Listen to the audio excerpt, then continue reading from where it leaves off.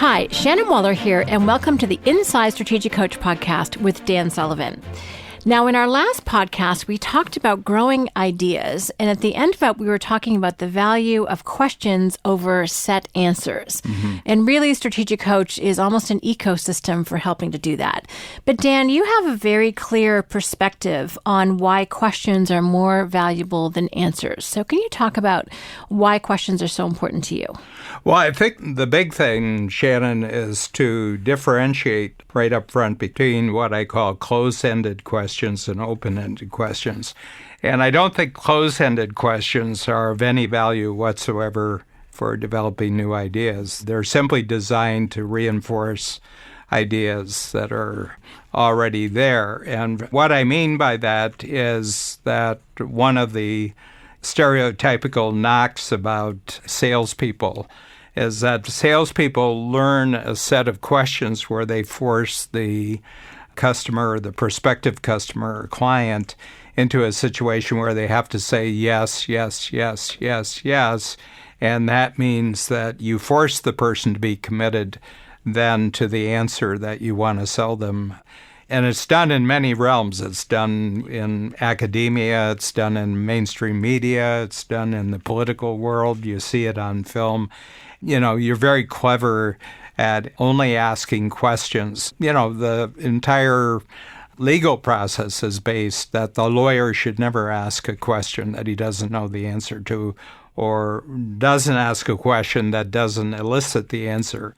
But that only reinforces and possibly solidifies ideas that already exist. So that's a close-ended question, and I'm not talking about that question. I'm talking about an open-ended question. And the open-ended question is always where you put yourself in the other person's position and say, for example, one of my favorite techniques is you're in the present day and you said, Shannon, this is be an open-ended question. Shannon, you first came to Strategic Coach in 1991, and you've been there going on 30 years with Strategic Coach. If you had to compare how you're thinking about things today compared with how you thought about things in 1991, what are the three biggest insights that you've had over the last 30 years that have really made you into a different person? Okay.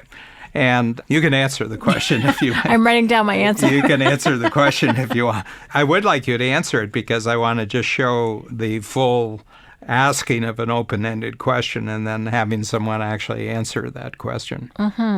Well, to put it very succinctly, one of the biggest insights I've had is just, I would have to call it the concept of abundance versus scarcity, and the fact that it's not a zero-sum game. There's lots to go around.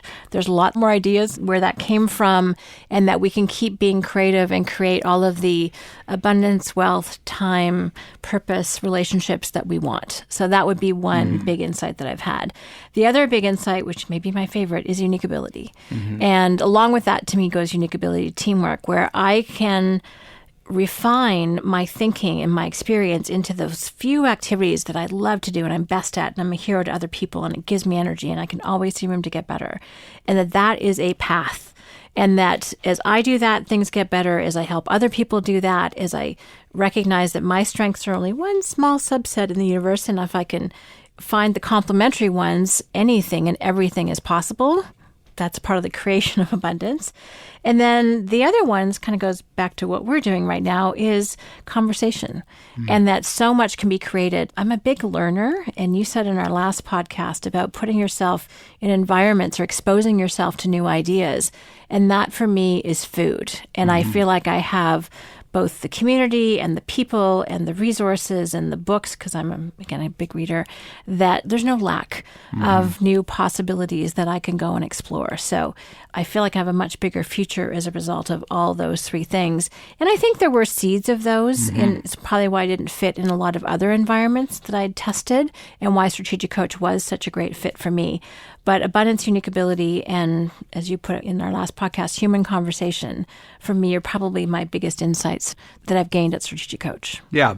So First of all, there was an enormous amount of energy when you were answering that question. And the thing that I'm really struck by is, because of this podcast and because of the frequent podcasts, is that I've never really gone into conversation.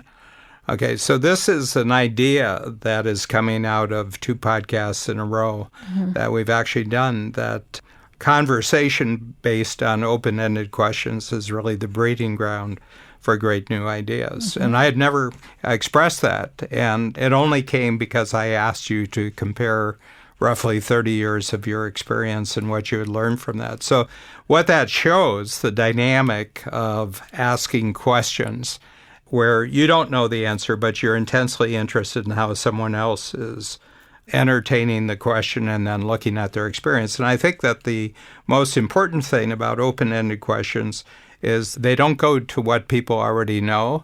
They go to entirely unique territory where they're looking at their experience in an entirely new way. And I think that anytime someone looks at their experience in an entirely new way, they generate entirely new ideas. I think that's really true. That's a great formula. Human conversation about open-ended questions is the breeding ground for new ideas. That's very, very powerful. Very cool. Yeah, it was very, very interesting when we had the big downturn, the economic downturn, 08, 09, part of 010. A lot of the entrepreneurs were saying, my customers and clients just aren't buying right now.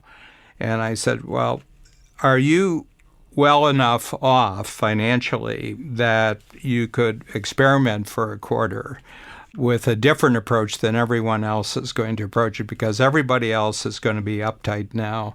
So first of all, half your competition isn't even getting out of bed these days, So I said, actually, you have far less competition right now. But I said, I'm going to make a suggestion on how you can actually approach the next quarter, and I'll tell you the idea. And, if you're interested, go do it. And if you're not, then it was just an interesting idea. And I said, why don't you make a list of all your best clients and customers and invite them for breakfast, lunch, or dinner. You pick up the tab and say, I'd just like to see how you're thinking about things right now. And, based on the trust relationship you have with them, and go out and say, so this is probably a good time to get new perspective on how your business is going, because the economy is changing radically. And then you ask them the question, if we're having this discussion 3 years from now, what do you want to see has happened over that 3-year period, and get them to express that, and then get them to say, what are the 3 biggest dangers that you have right now that you want to see eliminated 3 years from now, the 3 biggest opportunities. And this is what we call the DOS question, dangers, opportunities, and strengths, and then the 3 biggest strengths you have to build on. And no matter how long the meal takes, do not talk to them about anything that you can sell to them. Keep totally away that you have any solution for them or anything else, but simply involve them in this conversation. And then I said, report what happens at your next workshop if you're willing to do this, okay? Without question, everybody who did it said they had the best quarter they had ever had. Wow.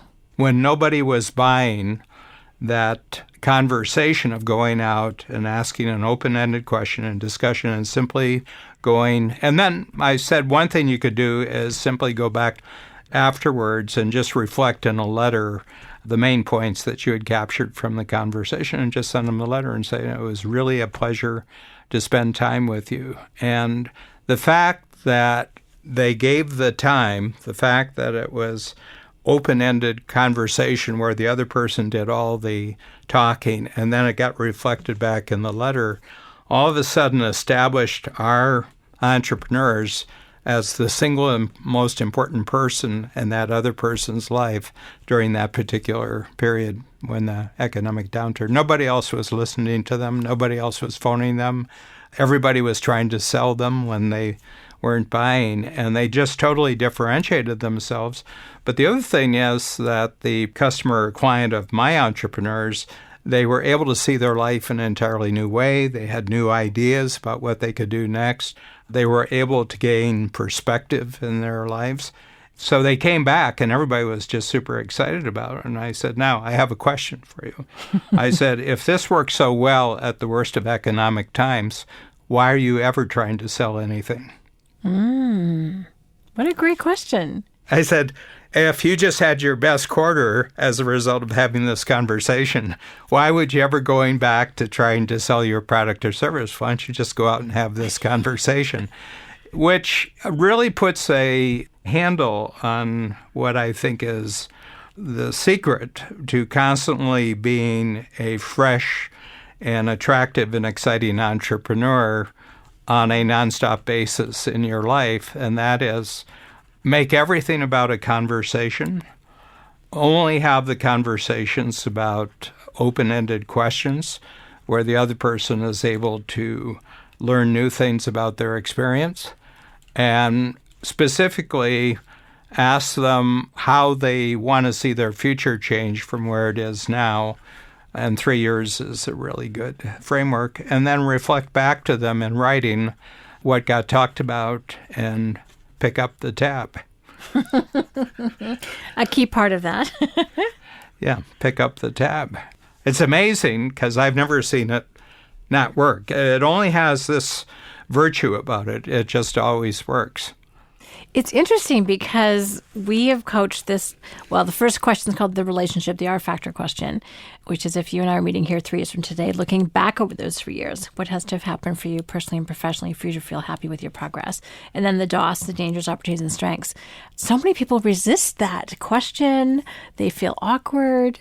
I think that there's a habit of selling. And it's almost like they're afraid to let go of one trapeze before they grab the next one. But when you do, you've said this too, Dan, sometimes when you've been in conversation with a potential client and you've talked to them, as soon as you can, you ask them this particular question and you basically just listen. And then at the end, they go, oh, okay, thanks for telling me so much about the program. You make a really great point about that because you actually have told them an enormous amount of the program. What have you told them? Well, I've told them that the program is actually about them and it's not about me. And that's the answer that they were really trying to get a handle on. You know, if I give up these number of days of my life every year and I write this check and travel, in many cases, travel for the workshop, is the experience when I get there, is that going to be about the person who's the coach or is that going to be about me as the entrepreneur? And by asking an open-ended question and then just allowing them to talk about what's on their mind, essentially answering their question that what's happening right now is what's going to happen when you come to Strategic Coach. And I'm a lot more convinced about the power of this at 74 than I was at 44. I was still an answer guy at 44. I'm not an answer guy anymore because my answers really aren't that interesting to them. They're interesting to me, but they're not interesting to them. What's interesting to, I think, anyone who qualifies as one of our target entrepreneur, you know, they're talented, they're successful, and they're ambitious.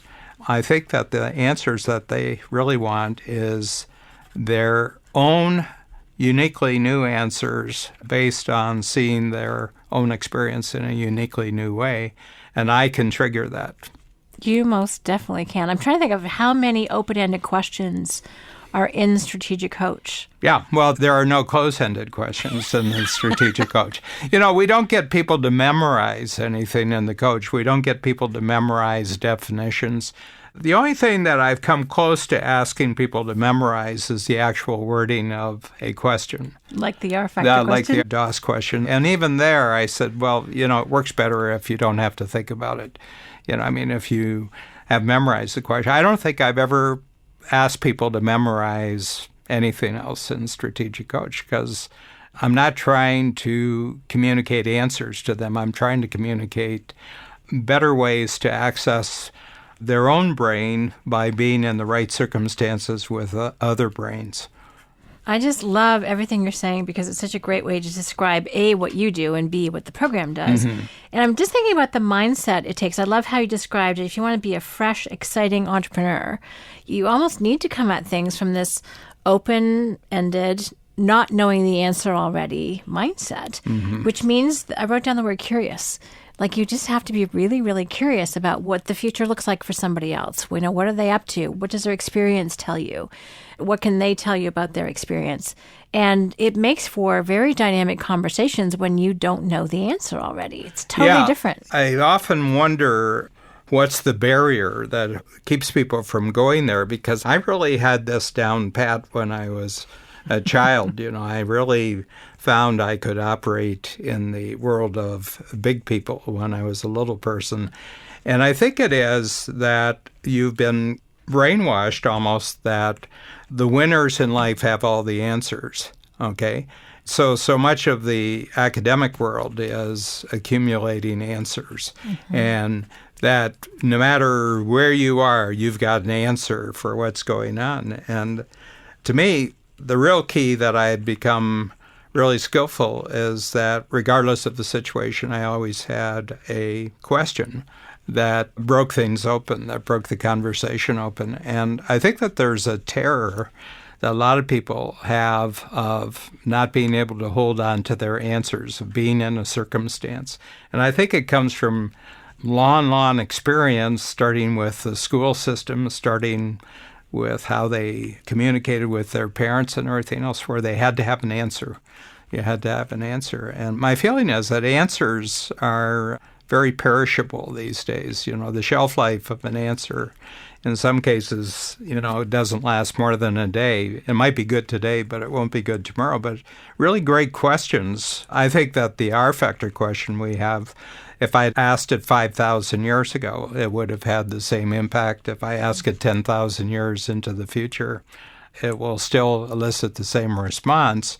So my feeling is stockpile things that don't wear out, stockpile things that are always fresh, stockpile things that always produce great results. Don't stockpile things that are going to wear out in a month, a week, a day, or an hour, because then you're constantly worrying about running out of gas. You're worried about being left behind. You're worrying about being bypassed. But people who ask great questions are always up to date and relevant. Well, it's interesting, Dan. I'm thinking about our clients who come to you with life-changing situations, relationships or selling their businesses. As you said, you have a key question. And they're like, kind of snaps their head around. I've seen they're like, oh my gosh. And you cut right to the heart of the matter in terms of what the essence of the situation is. And they get a whole new insight into what their future is going to be about. One of the big things is that a lot of my questions are time-based, in the sense that I don't think that problems that are really bogging people down in the present can be answered with a present perspective, because right now they're bogged down and there's nothing in the present that really supports a solution to their problem. And you have to move them out of the present into the future. And I found that 3 years is really a great way. And I simply say, well, okay, let's move ahead, not where you are right now, but let's move ahead 3 years from now. And I said, so 3 years from now, if we were looking back from 3 years, what has to happen in your life, not in relationship to this problem, but just in relationship to everything. And by not zeroing in on the problem, you're not reinforcing it. And by going into the future, you're giving person some perspective. And then you're talking about everything going on in their life, not just this one thing. And I find that just by getting them to engage in looking where they have to be 3 years, dangers that have to be eliminated, opportunities that have to be captured, strengths that have to be maximized, all of a sudden they say, gee, I know what I have to do here. And oftentimes they don't even tell me what they're going to do. And to tell you frankly, I don't really need to know what they're going to do. The only thing I need to know is that they've restored perspective to their present way of looking at things. And now where they didn't see any way forward, they want to get going as fast as they possibly can. So I'm very impressed with this conversation we're having, because I don't think that we've really put enough emphasis on the idea creation that comes out of a particular type of question. I agree, Dan. We haven't really delved deep into that. And one of our clients describes Strategic Coach as an entrepreneurial ecosystem. And I would say of open-ended questions and human conversation, which generates all these incredible ideas. So kind of a nice way to sum up what you've been doing and how you put it into a structure that really works for all of our clients, because they get asked that question, they get that restored perspective every 90 days. But then you also equip our clients with questions that they can go out and do that for their clientele. I'm really struck by how much this is central to the DNA of Coach, is that it's all about what's going on in our entrepreneurial clients' minds, not what they're thinking about what we're thinking, but what are they thinking about what they're thinking. And I just had an example this current quarter, and this is at the 10 Times program with a lot of clients who are actually going on to the Game Changer program. I just have this little exercise where I say, write down your gross income for your company for the past year, dollars in, and let's say it was $15 million. And I say, okay, that's last year. Now I want you to multiply this by 100. And I want to tell you that the correct answer at the result of this has the word billion in it. So they write down 1.5 billion, and you can just see every head in the room is kind of going like this. And I say, now, right below this, I want you to write down the 5 reasons why the number that you just wrote down is completely and totally impossible. And they'll write this down, and you can see them. All of a sudden, their brain is starting to work with this, and they're sitting there. And I've just jarred them with a mathematical calculation that they have never done in regard to their future before. But then I give them, say, now just tell me all the reasons why this is impossible. They can do this in about 3 or 4 minutes. All of a sudden, it breaks open, and I don't actually know exactly what's happened inside their brain specifically. I know generally what's happened, but I don't know specifically. And then I have them talk to each other. I say, I want you to talk about this experience. I want you to talk about the number you put down and then why this is impossible. And then they start saying, well, if you looked at it this way, how would you do it? And if you looked at it this way, well, maybe it's 100 times the amount, but it's not 100 times the amount of work. It's not 100 times. And so all of a sudden they're off and running. I was designing this entire exercise, and I drew the whole exercise in about a minute, but I've been so through the process, going back more than 40 years since I started coaching, but almost 30 years since we started the workshop program, where I've taken people through questions where I just let them have the answer that came up. And it wasn't for me to know what their answer was. It was for them to know the answer. And all of a sudden, new ideas came to them, new possibilities came to them. And that's really the essence of Coach, is that we get them to think about their thinking in a way that they generate entirely new futures, entirely new possibilities, and entirely new capabilities for actually getting to those futures. And all we have to do is ask a question or get them to do some sort of thinking that breaks things open. Brilliant, Dan. Thank you so much. As we wrap up, I want to let everyone know that we actually do have the DOS conversation in a knowledge product form. So if you want the book or the form or the audio, go to our Strategic Coach store and look up the DOS conversation, and you'll have even more information about the value of that particular open-ended question. In addition to the DOS conversation, be sure to check out the Self-Managing Company knowledge product as well. It tells you a lot more about the program and a lot more about the process and structure of how you can use these questions to build your own self-managing company.